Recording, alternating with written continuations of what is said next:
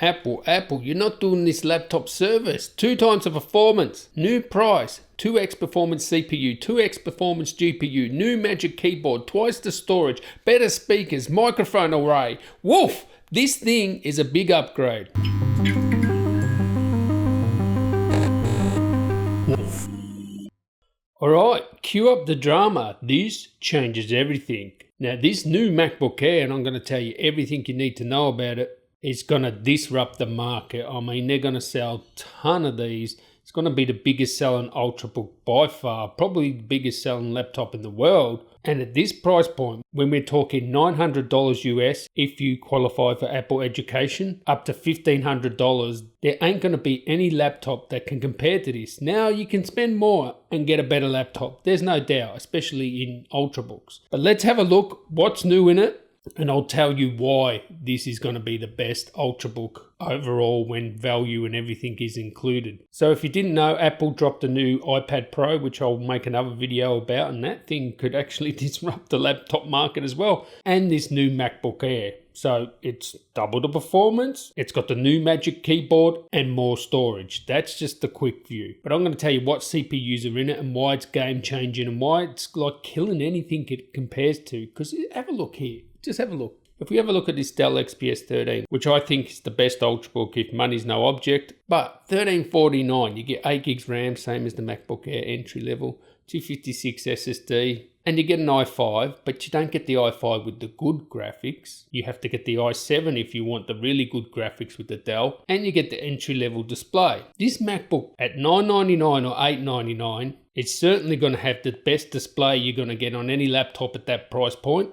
It's going to have as good as performance, asterisk, because these are using the Core Y or Core M sort of processors. It seems to be custom silicon. I'll get into that in a sec. It's going to have the best sound. It's going to have premium design, great resale value. It's going to have more storage than anything at this price point, because most things at $999, like for example that XPS 13 at $999, you get 4 gigs RAM, you get an i3 with no Iris Plus graphics, and yeah, that's it, and the entry level display.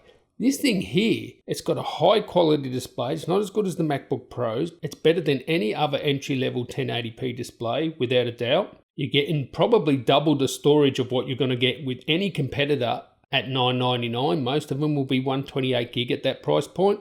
You're going to get all day battery life. You're going to get Iris Plus graphics, which separates this from pretty much every other Ultrabook at this sort of price point. Iris Plus graphics are real.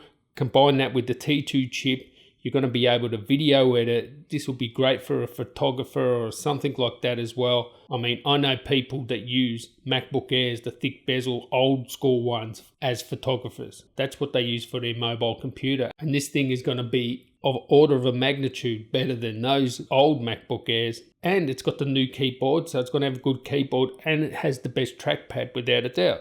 Not only that, 2 Thunderbolt 3 ports, so you can turbocharge this thing and you can get up to a quad core as well. Also, you get better mic and you can actually connect a 6K display. Are you kidding? A 6K display to this? Wow, wow, wow, wow. Now, I have put the boots. I've kicked Apple in the plums plenty of times when they brought out stuff that was just too expensive and for what you pay, like the first generation of these new MacBook Airs. I said it was a fail. And the reason was, for $50 or $100 more, you could get the MacBook Pro 13, which was vastly superior to this MacBook Air. This will have better graphics than the MacBook Pro. And in some circumstances, it'll render out faster than a MacBook Pro 16. If, Apple, through Metal, leverage the new 2 times performance you get in HEVC and H.264 that you get with Iris Plus graphics. Now, we think it's 10 nanometer because it does have that DDR4. And we think it's a custom part because there are no Core Y processors that have Iris Plus graphics. So unless, Intel have just released a new one, there are none. So it's probably going to be that 10 nanometer part. It's going to have the Iris Plus graphics. And these things, they're 8 to 12 watts. They can still go hard. The good thing about Apple is they run things to the thermal limit. They'll get the maximum performance out of this. I wouldn't be surprised if it does in excess of 12 watts for, long period of time. And couple that with the new Iris Plus graphics, and they won't cheap out with that. They'll give you the best you can get in that Core Y segment with the T2 chip, which does H.265, etc. It's going to be an amazing machine that punches well above its weight with optimizations with metal and stuff like that, using the T2 chip with Iris Plus. I think with a lot of hardware encoding stuff, it's going to be easily faster than the current MacBook Pro 13. And I wouldn't be surprised if it actually beat the MacBook Pro 16 in some hardware encoding scenarios where it can use the new Iris Plus graphics, maybe H.264, H.265 rendering.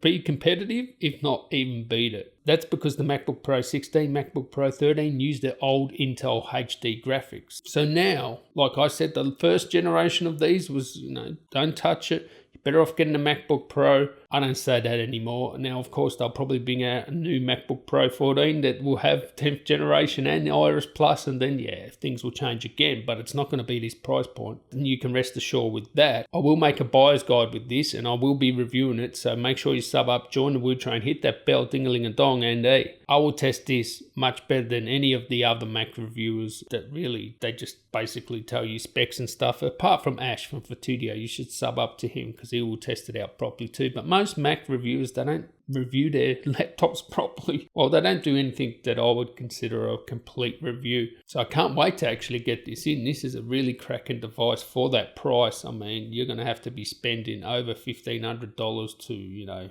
beat this sort of thing, and it's just going to disrupt the market. I mean, if you're in the market for a ultrabook or a laptop and you've only got 1,000, 1,200, 1,500, it's just like a no-brainer. You just get this. You're going to have great resale value too. Everything checks out. Everything's good. So we have new graphics, twice the performance. We have new CPUs, twice the performance. We have bigger storage. We have new microphones. We have the new Magic Keyboard. This is a big upgrade. So stay tuned for my review on this. I will do a buyer's guide on this, and I will make a video about the new iPad Pro because that could disrupt the sort of market there for laptops as well. So catch you in the next one, guys.